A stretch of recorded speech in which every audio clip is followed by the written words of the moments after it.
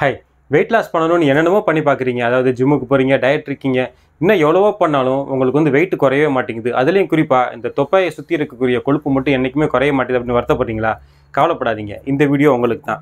ஏன்னா நம்ம என்னதான் சமையலுக்கு தேவையான எல்லா விதமான பாத்திரங்கள் பண்டங்கள் எல்லாத்தையும் எடுத்து வச்சு கரெக்டான இன்க்ரீடியன்ஸை வச்சுருந்தாலும் நம்ம வந்து அடுப்பை பற்ற வைக்காமல் சமையல் பண்ணோம் அப்படின்னா நம்ம நினச்ச சமையல் நமக்கு கிடைக்காது. பார்த்தீங்களா? அதே மாதிரி தான் நம்ம வெயிட் லாஸுக்கு தேவையான பல விதமான விஷயங்கள் நம்ம செஞ்சாலும் நமக்கு எது முக்கியமோ அந்த சில முக்கியமான விஷயங்களை நம்ம செய்யாத காரணத்தினால தான் நம்மளால் நம்மளோட வெயிட் லாஸ் கோல்ஸை, அதுவும் குறிப்பாக நம்மளுடைய பெல்லி ஃபேட்டை வந்து நம்மளால் குறைக்க முடியாமையே போயிடுது. ஸோ நம்ம மிஸ் பண்ணக்கூடிய அந்த சிம்பிள் இன்க்ரீடியன்ட் என்ன, நம்ம காமனாக பண்ணக்கூடிய தவறுகள் என்னென்ன, எதனால நம்மளோட வெயிட் லாஸ் கோல்ஸை நம்மளால் அச்சீவ் பண்ண முடியல அப்படிங்கிறத நம்ம இந்த வீடியோவில் டீட்டெயிலாக பார்க்க போகிறோம். வாங்க வீடியோக்குள்ளே போகலாம்.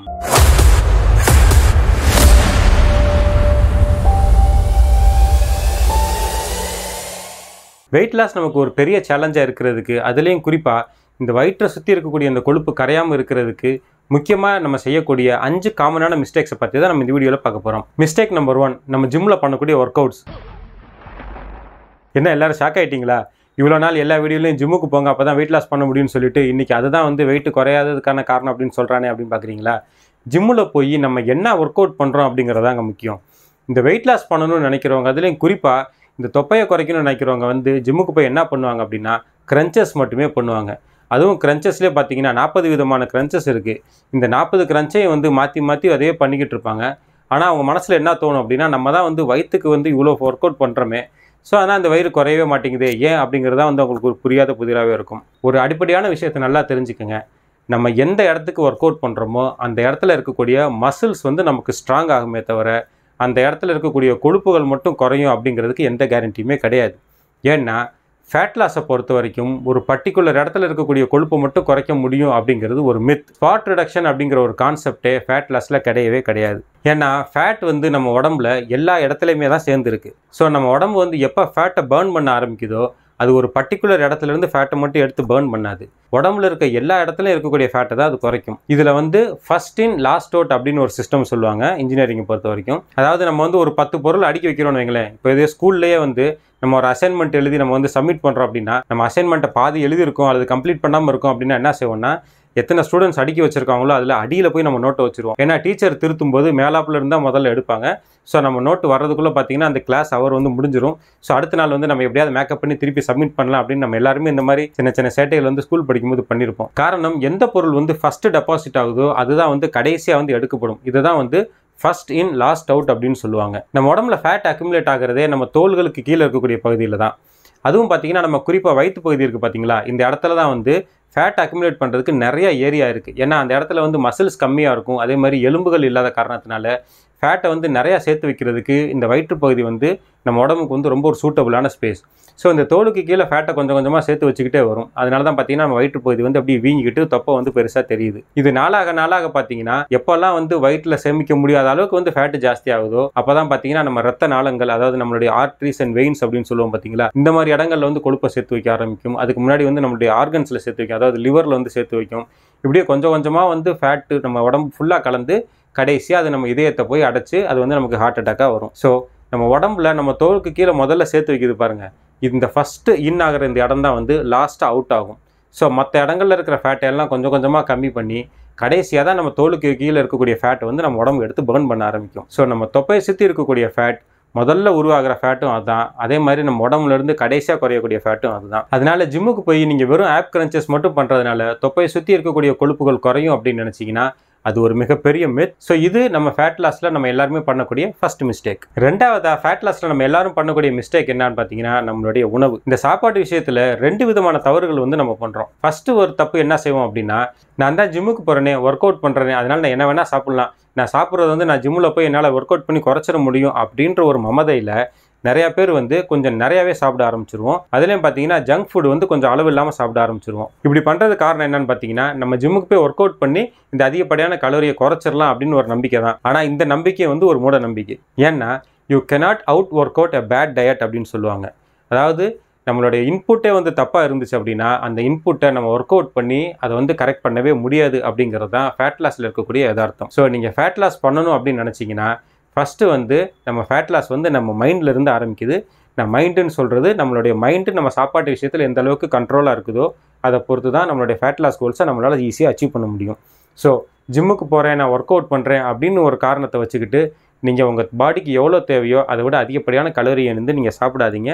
அப்படி சாப்பிட்டீங்கன்னா கண்டிப்பாக உங்களால் ஃபேட் லாஸ் கோல்ஸை உங்களால் அச்சீவ் பண்ணவே முடியாது. ரெண்டாவது, இந்த டயட்டில் நிறைய பேர் பண்ணக்கூடிய தப்பு என்ன அப்படின்னு பார்த்தீங்கன்னா, நம்ம வந்து சீக்கிரமாக உடம்பை குறைக்கணும் அப்படின்ட்டு ரொம்ப கிராஷ் டயட்ஸ் வந்து எடுக்கிறது. அதாவது ஒரு நாளைக்கு ஒரு 2500 கலோரி தேவை அப்படின்னா ரொம்ப கலோரியை கம்மி பண்ணி வெறும் 1000 கலோரி மட்டும் சாப்பிட்றது, வெறும் ஃப்ரூட்ஸ் மட்டுமே சாப்பிட்றது, வெறும் வெஜிடபிள்ஸ் மட்டுமே சாப்பிட்றது, அல்லது வந்து சாப்பிடாமையே வந்து பட்டினி கிடக்கிறது. இந்த மாதிரி இருக்கிறதுனால நம்ம கலோரி இன்டேக் வந்து கம்மி பண்ணிட்டோம், ஸோ நம்ம உடம்புல உள்ள ஃபேட் எல்லாமே பேர்ன் ஆயிரும் அப்படின்னு நீங்கள் நினச்சிங்கன்னா, நம்ம உடம்புல சப்கான்ஷியஸ் மைண்ட் அப்படின்னு ஒன்று இருக்குது. இந்த சப்கான்ஷியஸ் மைண்டில் டிஃபால்ட்டாக என்ன ப்ரோக்ராம் பண்ணப்பட்டிருக்கு அப்படின்னா, நம்ம உடம்பை வந்து அது ஆரோக்கியமாக வச்சுக்கணும், நமக்கு வரக்கூடிய ப்ராப்ளம்ஸ்லேருந்து நம்ம உடம்பை பாதுகாக்கணும். இது நீங்கள் சொன்னாலும் சொல்லாட்டினாலும் இந்த சப்கான்ஷியஸ் மைண்டு தனக்கு உண்டான ப்ராசஸ் வந்து தானாக செஞ்சுக்கிட்டே இருக்கும். ஸோ இவ்வளோ நாள் வந்து ஒரு 2500 3000 கலோரி சாப்பிட்டுக்கிட்டு இருந்த மனுஷன் திடீர்னு வந்து ஒரு 1000 கலோரி தான் சாப்பிட்றான். அதுவும் கண்டினியூஸாக வந்து 1 வாரம் 2 வாரம் 1 மாதம் இந்த மாதிரி அவனோட இன்புட் வந்து ரொம்ப கம்மியாயிருச்சு அப்படின்னு இந்த உடம்புக்கு ஒரு சிக்னல் போகும்போது இந்த சப்கான்ஷியஸ் மைண்ட் என்ன பண்ணும் அப்படின்னா, இந்த மனுஷனுக்கு வந்து ஏதோ ஒரு பிரச்சனை இருக்குது, அதாவது இவனுக்கு சாப்பாடு கிடைக்கிறதுல ஏதோ ஒரு ப்ராப்ளம் இருக்குது அப்படின்னு தனக்கு தானே அது வந்து ஒரு பவுண்டரியை செட் பண்ணிக்கிட்டு, இனிமேல் வந்து இவனுக்கு கரெக்டான முறையில் சாப்பாடு கிடைக்காதோ, ஸோ நம்ம வர்ற உணவு எல்லாத்தையும் வந்து சேர்த்து வச்சிடணும், நம்ம சேர்த்து வச்சாதான் இவனால் ரொம்ப நாளைக்கு வந்து ஆரோக்கியமாக வாழ முடியும் அப்படின்னு சொல்லி நம்ம முன்னோர்கள் எப்படி வாழ்ந்தாங்க, அதாவது முன்னோர்கள்னா கற்கால மனிதர்கள். ஏன்னா கற்கால மனிதர்களுக்கு வந்து இந்த 3 வேளை உணவு அப்படிங்கிற கான்செப்டே கிடையாது. எப்போ வந்து அவங்களுக்கு சாப்பாடு கிடைக்குதோ அப்போ ஃபுல்லாக சாப்பிடுவாங்க. அதுக்கப்புறம் அவங்க எந்த ஒரு விலங்கை வேட்டையாடுறாங்களோ அது வரைக்கும் வந்து அவங்க பட்டினியாக தான் கிடக்கணும். ஸோ எந்த சாப்பாடு வந்து உங்களுக்கு இன்புட்டாக வருதோ அது எல்லாத்தையுமே வந்து உடம்பு வந்து சேர்த்து வைக்க தான் ஆரம்பிக்கும். ஸோ அந்த ஆதி காலத்தில் மனுஷங்களுக்கு இருந்து பாருங்கள், அந்த ஜீன் வந்து நம்ம உடம்புல ஆக்டிவேட் ஆகி நம்ம ரொம்ப கம்மியாக சாப்பிட ஆரம்பித்தோம்னா நமக்கு வரக்கூடிய இன்புட் எல்லாத்தையுமே வந்து அது ஒரு பேனிக் மோடில் போய் சேர்த்து வைக்க ஆரம்பிச்சிடும். ஸோ நீங்கள் டிராஸ்டிக்காக வந்து சாப்பாட்டோடைய அளவை கம்மி பண்ணிங்கன்னா உங்கள் உடம்பு வந்து ஃபேட் பர்னிங் ப்ராசஸ்லேருந்து ஃபேட் சேவிங் ப்ராசஸ்க்கு போய் அது இன்னும் கொஞ்சம் உங்கள் உடம்புல வந்து கொழுப்பை வந்து அதிகப்படியாக சேர்த்து வைக்க ஆரம்பிக்கும்.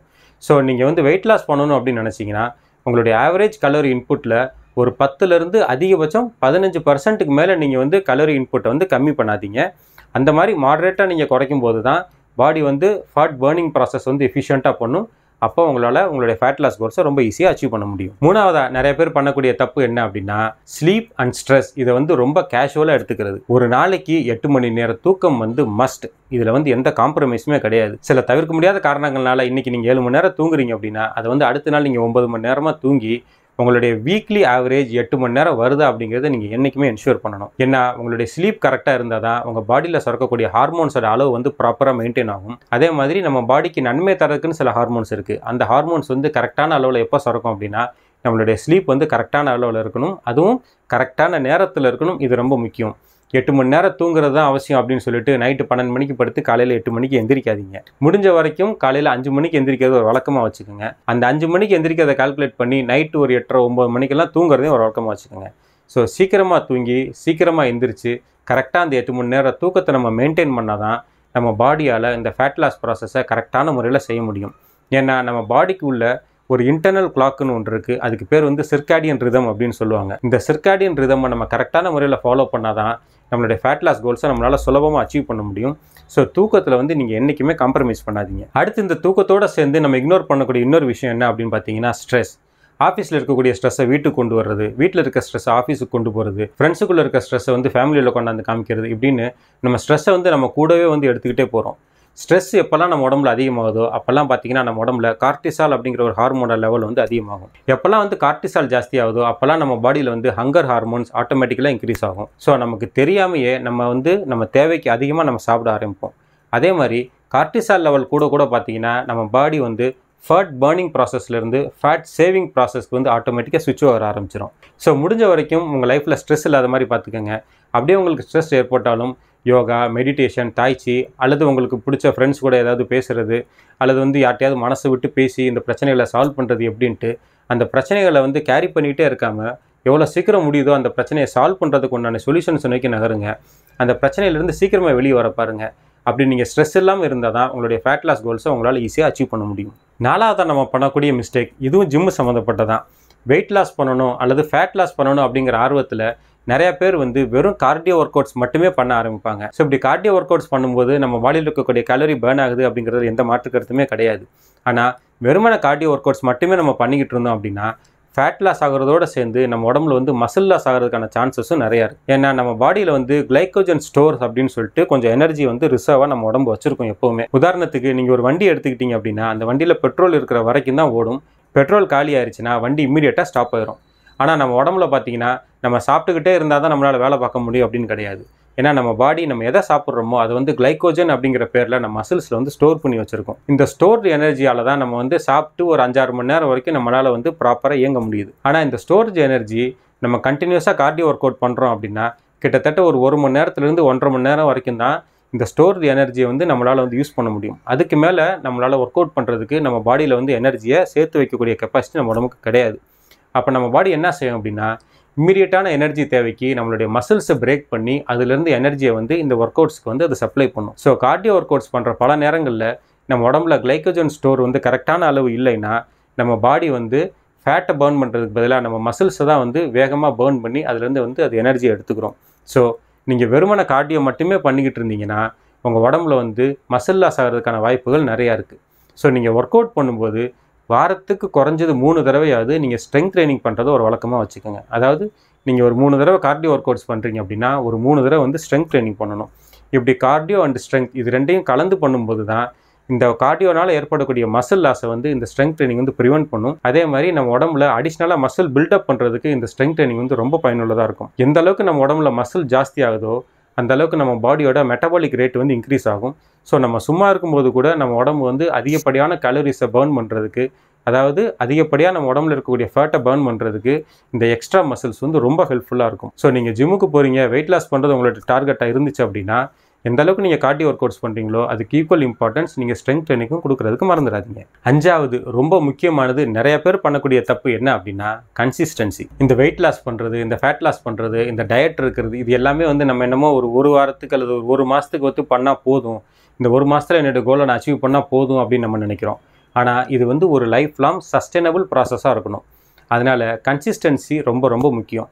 நீங்கள் வந்து கிராஷ் டயட் மூலியமாவோ அல்லது வந்து எக்ஸ்ட்ரீம் ஒர்க் அவுட் மூலியமாவோ உங்களுடைய கோல்ஸ் அச்சீவ் பண்ணணும் அப்படின்னு நினச்சிங்கன்னா அது வந்து கண்டிப்பாக நடக்காது. ஃபேட் லாஸ், வெயிட் லாஸ், நம்மளுடைய ஹெல்த் அண்ட் ஃபிட்னஸை மெயின்டைன் பண்ணுறது அப்படிங்கிறது ஒரு ஷார்ட் டேர்ம் கோல் கிடையாது. அது வந்து நம்மளுடைய லைஃப் லாங் டார்கெட். ஸோ இது வந்து ஒரு ஸ்ப்ரிண்ட் மாதிரி ஒரு ஷார்ட் டேர்ம் ரேஸ் கிடையாது. மேரத்தான் மாதிரி ஒரு கன்சிஸ்டண்ட்டாக இருக்க வேண்டிய ஒரு ரேஸ். இது வந்து ஒரு எண்டூரன்ஸ் ஈவெண்ட். ஸோ நம்ம எந்த அளவுக்கு நம்மளுடைய டயட்லையும் நம்மளுடைய ஒர்க் அவுட்லையும் கன்சிஸ்டண்ட்டாக இருக்கமோ அப்போ தான் நம்மளால் நம்மளுடைய ஃபேட் லாஸ் கோல்ஸை ரொம்ப ஈஸியாக அச்சீவ் பண்ண முடியும். ஸோ எப்படி இந்த முயல் ஆமை கதையில் முயல் ஸ்டார்டிங்லேயே ரொம்ப வேகமாக ஓடி நம்ம தான் இவ்வளோ வேகமாக வந்துட்டோமே, நம்மளால் வந்து நம்ம கோலை அச்சீவ் பண்ணிட முடியும் அப்படின்னு டக்குன்னு பாதியிலேயே தூங்கி அதால் வந்து ஃபினிஷ் லைனை வந்து தாண்ட முடியாமல் போயிருதோ, அதே மாதிரி தான் நம்ம எந்த அளவுக்கு வந்து ரொம்ப அக்ரெசிவாக அதில் இருக்கிறோமோ நம்மளால் நம்மளோட கோலை வந்து அச்சீவ் பண்ணவே முடியாது. இந்த ஆமை வந்து எவ்வளோ ஸ்லோவாக மெதுவாக நடந்து போனாலும் கன்சிஸ்டண்ட்டாக அதோட எஃபர்ட்டை வச்சுருந்து கடைசியாக அந்த ஃபினிஷ் லைனை கிராஸ் பண்ணிச்சு பாருங்கள். அதே மாதிரி தான் ஃபேட் லாஸை பொறுத்த வரைக்கும் நம்மளுடைய ப்ராக்ரஸ் வந்து ஸ்லோவாக இருந்தாலும் எந்த அளவுக்கு அது கன்சிஸ்டண்ட்டாக இருக்கோ அந்த அளவுக்கு நம்மளுடைய கோல்ஸை வந்து நம்ம ஈஸியாக அச்சீவ் பண்ண முடியும். அதே மாதிரி நம்மளுடைய ரிசல்ட்ஸும் வந்து நமக்கு எவர் லாஸ்டிங்காக இருக்கும். ஸோ உங்களுடைய வெயிட் லாஸ் எஃபர்ட்ஸை நீங்கள் வந்து கன்சிஸ்டண்ட்டாக இருக்கா அப்படிங்கிறத என்ஷூர் பண்ண என்றைக்குமே மறந்துடாதீங்க. ஸோ இந்த ஃபேட் லாஸ் ஜேர்னியை பொறுத்த வரைக்கும் உங்கள் உடம்புல வந்து விசிபிளாக சேஞ்சஸ் தெரியறதுக்கு குறைஞ்சது ஒரு 10லேருந்து 12 வாரமாவது டைம் ஆகும். அந்த அளவுக்கு நம்ம பொறுமையாக இருக்க வேண்டியது ரொம்ப அவசியம். 2வது, எப்போவுமே நீங்கள் வந்து உங்கள் வெயிங் ஸ்கேலை மட்டுமே பார்த்து உங்களோட வெயிட் குறையுதா அப்படிங்கிறத பார்க்காம உங்களுடைய பாடி, அதுலேயும் குறிப்பாக உங்களுடைய ட்ரெஸ்ஸஸ் வந்து உங்களுக்கு எப்படி ஃபிட் ஆகுது அப்படிங்கிறத நீங்கள் செக் பண்ணுங்கள். ஏன்னா நம்ம உடம்புல 1 கிலோ ஃபேட் கம்மியாகி அதே நேரத்தில் 1 கிலோ மசில் இன்க்ரீஸ் ஆச்சுன்னு வைங்களேன், நம்மளுடைய வெயிங் ஸ்கேலில் வந்து நமக்கு எந்த டிஃபரன்ஸுமே தெரியாது. ஆனால் 1 கிலோ ஃபேட் அப்படிங்கிறது வந்து அதோடைய சைஸ் இவ்வளோ பெருசாக இருக்கும். ஆனால் 1 கிலோ மசில்ங்கிறது ரொம்ப சின்னதாக இருக்கும். ஸோ நம்ம பாடியில் ஃபேட் கம்மியாகி மசில் கூடுச்சு அப்படின்னா அது இமீடியட்டாக நமக்கு எங்கே தெரியும் அப்படின்னா நம்ம போடக்கூடிய ட்ரெஸ்ஸஸில் வந்து தெரியும். அதுலேயும் குறிப்பாக நம்மளுடைய பேண்ட் வந்து எந்த அளவுக்கு நமக்கு லூஸ் ஆகுதோ அந்த அளவுக்கு நம்மளுடைய ஃபேட் லாஸ் ஜேர்னியை நோக்கி நம்ம கரெக்டான முறையில் ட்ராவல் பண்ணிகிட்டு இருக்கோன்னு அர்த்தம். ஸோ வெறும் ஸ்கேலை மட்டுமே நம்பாமல், அதாவது நம்ம வெயிங் மிஷினை மட்டுமே நம்பாமல் இந்த மாதிரி மற்ற ஃபேக்டர்ஸ் மூலியமாகவும் உடம்புல வந்து கரெக்டான முறையில் ஃபேட் லாஸ் ஆகுதா அப்படிங்கிறது நீங்கள் கரெக்டாக என்ஷூர் பண்ணுங்கள். ஃபைனலாக ஒரு போனஸ் டிப் மட்டும் சொல்லிக்கிறேன். தண்ணி குடிக்கிறது ரொம்ப முக்கியம். ஒரு நாளைக்கு குறைஞ்சது ஒரு 2.5லேருந்து 3 லிட்டர் தண்ணியாவது நம்ம குடிக்கணும். ஏன்னா தண்ணி குடிக்கிறதுங்கிறது நம்ம ஃபேட் லாஸ் ப்ராசஸ் அக்ரிகேட் பண்ணுறதுக்கும் ப்ளஸ் நம்ம பாடியை வந்து கரெக்டாக ஹைட்ரேட்டாக வச்சுக்கிறதுக்கும் நம்ம பாடியில் இருக்கக்கூடிய இன்டர்னல் மெக்கானிசம் வந்து கரெக்டான முறையில் ஃபங்க்ஷன் ஆகிறதுக்கும் நம்மளுடைய ஹார்மோன் இம்பேலன்ஸ் ஆகாமல் பார்த்துக்கிறது, இந்த மாதிரி தண்ணிக்கு வந்து நம்ம உடம்புல வந்து மிகப்பெரிய வேலை இருக்குது. அதனால் தண்ணி குடிக்கிறது வந்து நீங்கள் ஒமிட் பண்ணாதீங்க. நம்ம உடம்புக்கு தேவையான தண்ணி நம்ம நாள் பூரா வந்து அதுவும் கன்சிஸ்டண்ட்டாக குடிக்கணும். ஒரே நேரத்தில் உட்காந்து 1.5 லிட்டர் தண்ணியை குடிக்காதீங்க. அது நம்ம கிட்னிக்கு வந்து ஓவர்லோடாக தான் இருக்கும். ஸோ இந்த 2.5-3 லிட்டர் தண்ணியையும் நீங்கள் காலையிலேருந்து நைட்டு வரைக்கும் ஸ்ப்ளிட் பண்ணி ஒரு 10லேருந்து 15 தடவை கொஞ்சம் கொஞ்சமாக நீங்கள் தண்ணியை கரெக்டான முறையில் குடிக்கிறத வந்து நீங்கள் ஒரு வழக்கமாக வச்சுக்கோங்க. ஓகே ஃப்ரெண்ட்ஸ், இந்த வீடியோவில் ஃபேட் லாஸில் நம்ம பண்ணக்கூடிய 5 காமனான மிஸ்டேக்ஸை தான் பார்த்தோம். இந்த மிஸ்டேக்ஸ் எல்லாமே நம்ம எல்லாருமே வழக்கமாக பண்ணக்கூடியது தான். ஆனால் இந்த மிஸ்டேக்ஸை நம்ம சரியான முறையில் ரெக்டிஃபை பண்ணிட்டோன்னா நம்மளுடைய ஃபேட் லாஸ் கோல்ஸை நம்மளால் ரொம்ப சுலபமாக அச்சீவ் பண்ண முடியும். வீடியோட கண்டென்ட் உங்களுக்கு பிடிச்சிருக்கும், பயனுள்ளதாக இருக்கும் அப்படின்னு நான் நம்புகிறேன். வீடியோ பிடிச்சிருந்துச்சுன்னா லைக் பண்ணுங்கள். உங்களுக்கு இதில் பற்றி வேறு ஏதாவது சந்தேகங்கள் இருந்தால் மறக்காமல் அதை வந்து கமெண்ட்டில் தெரியப்படுத்துங்க. அடுத்து இதே மாதிரி ஒரு இன்ட்ரெஸ்டிங்கான இன்ஃபர்மேட்டிவான வீடியோவில் நான் உங்களை மீட் பண்ணுறேன். பாய்.